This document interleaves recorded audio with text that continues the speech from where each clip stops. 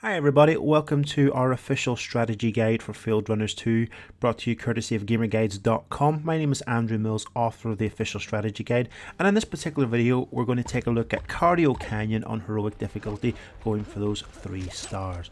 Now, one of the key focal points in our strategy for Cardio Canyon is that the placement of your towers at the start are pivotal, because we're going to go for no leaks and no item use either on this particular map. So you're going to want to emulate the actual upgrade structure and placements of our towers, because they will just about see you through the first 8 or 9 waves, and then allowing you to build upon that for the later rounds. It's the first few rounds you need to worry about when the stubborn runners come out, because you're going to want to make sure that none of them slip through the net. So this particular last tower that we've just sat down and upgraded there now, that has got rid of the last 2 runners. Round 7 now has the stubborn runners, and we're focusing on upgrading the central tower now to level 3, and this will, in conjunction with the other towers, ensure that none of them make it through the net. Now, with the first 8 rounds out of, well, first 7-8 rounds out of the way, now we can start to build up the maze in a bit more detail. We're going to channel the runners up the top end of the map, across the straight row, down through into the main pathway, and we've now blocked them off, so they have to double back out round towards the southern end of the map. Another key focal point is that you're going to want to upgrade the central turrets as well. There's going to be quite a lot of helicopter activity coming through the center of the map as we progress the level through to round 60, so you're going to want to make sure that we see to them as best as possible. There's quite a few different runners on this map. We will have stubborn runners, we will have hazmat, and we will have toastmasters as well. So you're going to want to choose a selection of towers that ensure that you don't have any disadvantages with any of those runners. So let's go over some of the choices that we made in a bit more detail. We've got the Gatling gun tower, the starting gun tower. We've decided to use that instead of any of the machine gun towers that we generally tend to prefer, because you're going to want to, for the first 8 rounds, you're going to want to get the placements right. We also have a polymorph tower. That is the best tower to use as a slow tower compared to everything else, purely because stubborn runners are affected by it. They're not immune to it. And if you need to unlock it on the iOS devices, that's the iPhone, iPod or iPad, just buy the full version, download the free version, boot the free version once, and then go back into your paid version, and you'll have unlocked the polymorph tower straight away, and that saves you 15,000 coins, and it is by far and away the best slow tower in the entire game. We also have the spark tower, the hive tower, the plasma tower, and the Tesla tower as well. This sort of go into where we're going to be placing these particular towers as the maps progress, and to show you, we're going to emphasize the key strengths of each particular tower. The polymorph tower that we're going to put into is going to be put in the top end of the map and across the central region of the map. That's going to slow down enemies that are coming through the top half, and it's also going to make sure that we slow down any helicopters. So when we put the Tesla towers eventually into the central region of the map, it maximizes the damage done to all helicopters as they're passing. The spark towers are going to be put on the 90-degree corners. As you can see, we've got one on there already, leveled up to level 3, and we've now just dropped a second spark tower, down in there too. That's going to take out any runners that are going through the northern stretch of the map, as well as any runners that are coming through that pathway as well. Now, we're also going to use a hive tower eventually, and the hive tower is going to be situated in the top left corner of the map, where we've got a level 3 Gatling gun just now. And that hive tower is going to be really good, because it's got a massive range on it, and it's going to pick off enemies that are coming from both entrances. It's going to extend quite far down, and it's also going to damage any aerial units as it's going down across the middle of the map, so it's got quite good range. We will use a plasma tower, but not very much. That will kind of be just a little thing right near the very end of the map, so it's the least essential of all the towers that we've chosen, but it will serve a little bit of a benefit when we do place it somewhere near the middle of the map, quite near the end. What you'll also find in this map with the strategies that we've used, the main focus at the start is going to be at the top half of the map. We will then put some towers in the bottom half of the map a little bit later on, but for now you only really need to worry about upgrading towers and planting towers in the top half.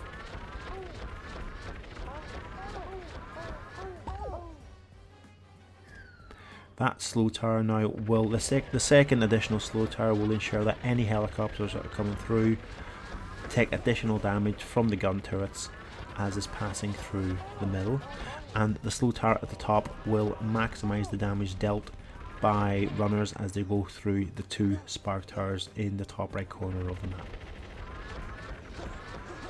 As you can tell, we've got no items, we've still got no leaks, and we've got an airstrike ready to go as well. Now, you can use the airstrike earlier on if you like, because you will rebuild it before round 60 comes round again. The choice is entirely up to yourself. We don't use it, we save it for the end, but there is plenty of time to use it should you so desire. We're saving up money now for a Tesla tower, which we put in the central area of the map, and that will deal a decent bit of damage. You can, if you like, put the Tesla tower into the groove of the very central pathway that goes down the way and joins together again where the Gatling tower is, if you prefer. We do a little bit of selling of the Tesla tower a bit later on. The choice is entirely up to you. We now put the hive tower that we mentioned earlier into its prime location, and we let that get to work, and we will upgrade that to level 3 as well.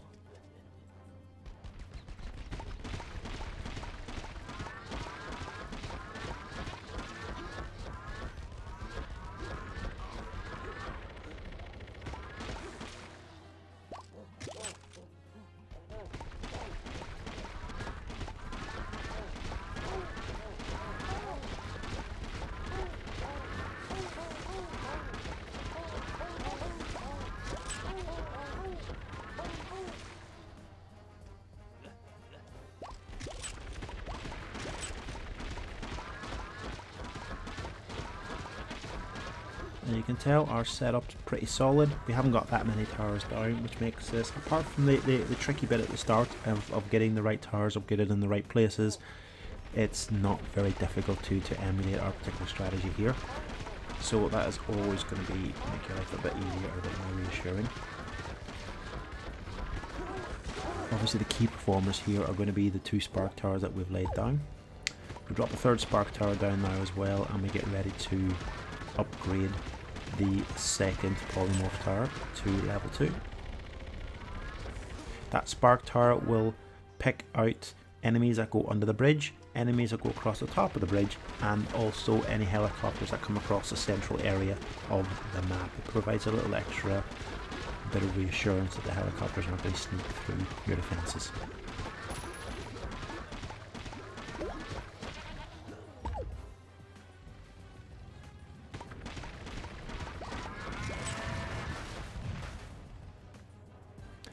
Now we do eventually upgrade that central spark tower to level 3. To be fair, it was kind of a bit of a waste of money putting it there in that initial instance. It is probably better to put the Tesla tower in place of the central spark tower. That way you would never need to move the spark tower, the Tesla tower, and we would then, in place of where the Tesla is just now, we're going to put a polymorph tower anyway. That probably would have been a better choice to have done that a little bit earlier, so that way we didn't waste any money on the buybacks and selling them again. But it's not the end of the world. We've still got plenty of money to spare. It just would have been a little bit more efficient doing it that way first time. So maybe that's just something to bear in mind if you're doing this map yourself.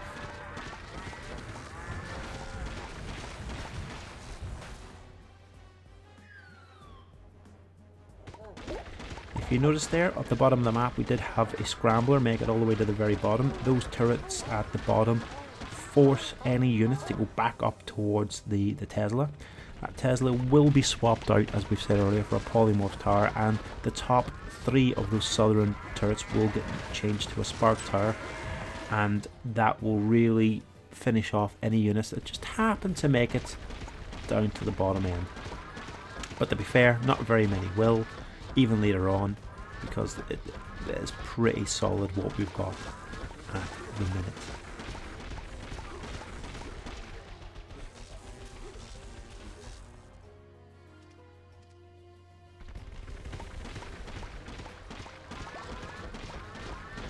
Okay, so we sell out the spark tower for the Tesla, and the Tesla is now doing some additional damage to units as they run through the middle bit of the map. We then sell out that other Tesla, use that money to fully upgrade it to level 3, and once we've got $20 again, we're going to drop our next slow tower down in place of where that original Tesla was. There we go. So this is kind of now how we probably should have had it a couple of rounds ago, rather than buying and selling towers that we didn't really use.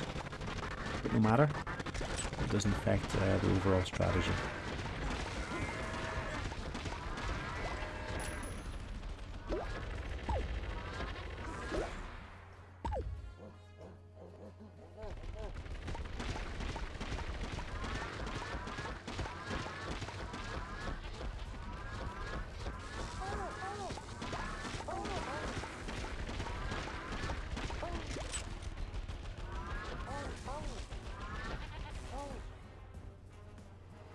So there we go, that bottom tower bit was paying dividends. We've got the slow tower slowing down any runners that make it to the south end, and the spark tower finishing them off quite comfortably. And even then we've got the Tesla tower that will contribute to the damage dealt, making it near impossible now for any regular units to make it to the far right exit. We didn't have to drop the airstrike there, that was just something to speed the round up a little bit because we have quite a lot of slow moving vehicles, and as we've said, this is a very solid tower lineup, so we could have saved it for the very final round or a later round, but we just decided to use it to speed things up slightly.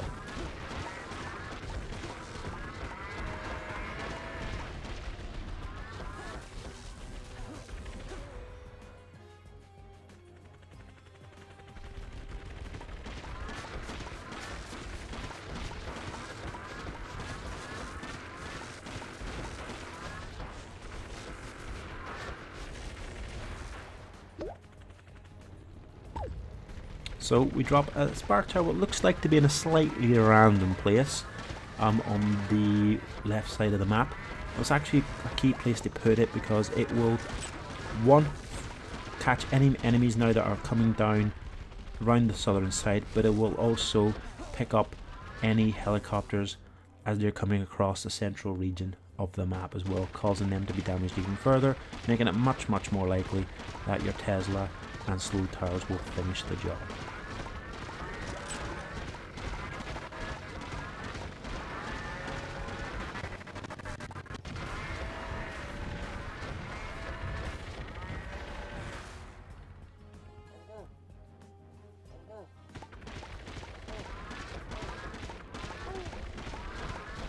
Here we are, round 56, very few towers on the map, and it's all about just putting them in the right places to do the maximum amount of damage possible.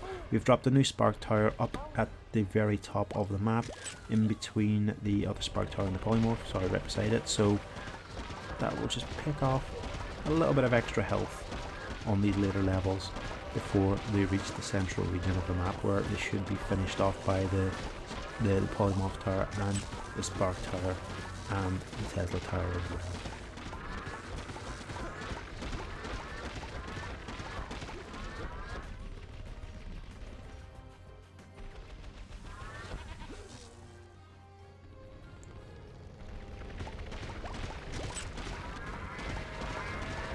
To be fair, this is pretty much it now. There's no real massive improvements in the tower structure that we've got. We will get a bit of cash together and we will drop a plasma tower down. As you can tell, it's not really essential. We're pretty covered as it stands. We're around 59 and we're really covered. Just as a point of reference, that actually isn't quite the optimal place to put that particular plasma tower. It would be one square down from where it's currently residing, and that means it's passing across the central region of the map, making sure it's hitting any helicopters as they're going by, and you're still going to get any runners in the northern part of the map. So that wasn't quite a key place to put it, but as we said anyway, it didn't even make a difference if that was put down there or not. We just, we might as well make use of the money that we've earned. they make things just that little bit easier. So we hope you found our strategy to be of benefit to yourself. We hope that that has made getting the 3 stars on the map even easier. Just remember that we have actually got the official strategy guide available on gamerguides.com. Don't forget to follow us on Twitter, and we look forward to seeing you on our next video really soon. Thanks very much. Bye bye.